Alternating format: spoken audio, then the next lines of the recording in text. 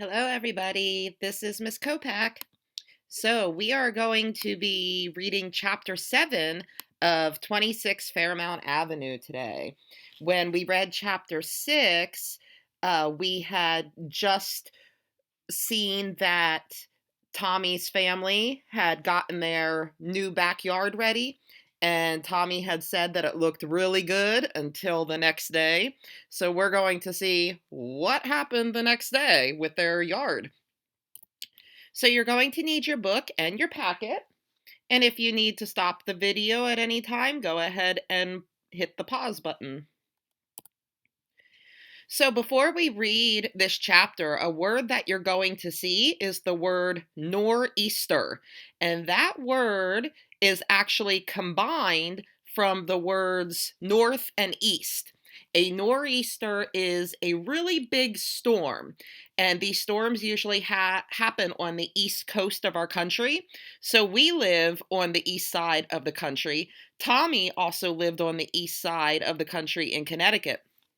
So these are storms that happen on the East Coast, and the wind in the storm comes from the northeast.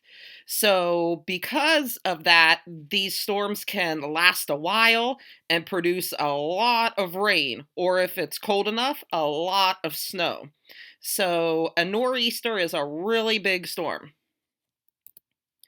All right, so go ahead and turn to chapter 7. You should be on page number 42. And you can read along with me. It says, that night it began to rain. No, not rain, pour. And it was still pouring the next morning. The radio said, it is a nor'easter, and the streets were full of water.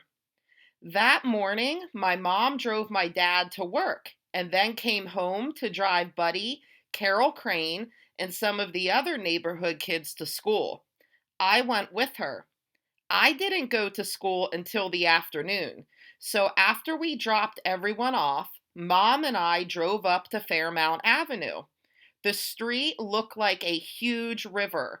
Muddy water was rushing down it. Mom stopped the car at the corner. She didn't dare drive up that sea of mud. We'll get stuck for sure, she said. We looked up toward 26 Fairmount Avenue.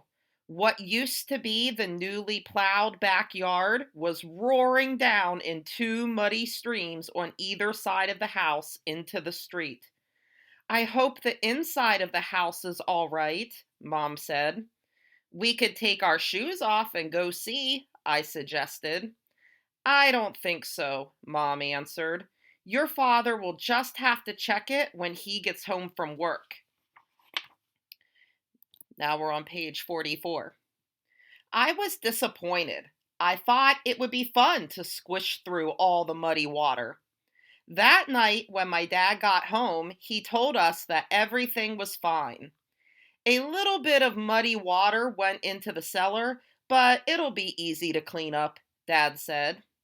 But the backyard, well, that's a different story. And the city is going to have to redo the whole street. It's a mess. Oh no, Mom said. I thought she might start to cry again. But she just said, I guess that will mean waiting even longer to move into the house. I sure hoped not. I had just found out about guardian angels from Aunt Nell, my grandfather Tom's sister. Aunt Nell told me that if you wanted something really important, you could ask your guardian angel. And as long as it wasn't a bad thing, you'd probably get it. I figured now was the perfect time to talk to my guardian angel. And guess what? My guardian angel did come to the rescue. The rain stopped. The weather turned cold. Within a week, all that mud on Fairmount Avenue had frozen in place. Cars could go up the street again, and everyone went back to work on the house. Finally, the inside stairs were built. I could go upstairs and look at the bedrooms. I could go up to the attic. I could go down to the basement to look at the furnace and see where Mom's laundry room would be. Everything was happening quickly now. Looks good, my dad told Buddy and me. Next time you come here, it will be to move in, right after New Year's Eve. Well, so that's pretty exciting. It's almost time for them to move into their new house. Go ahead and get your packet and open it up to the Chapter 7 questions.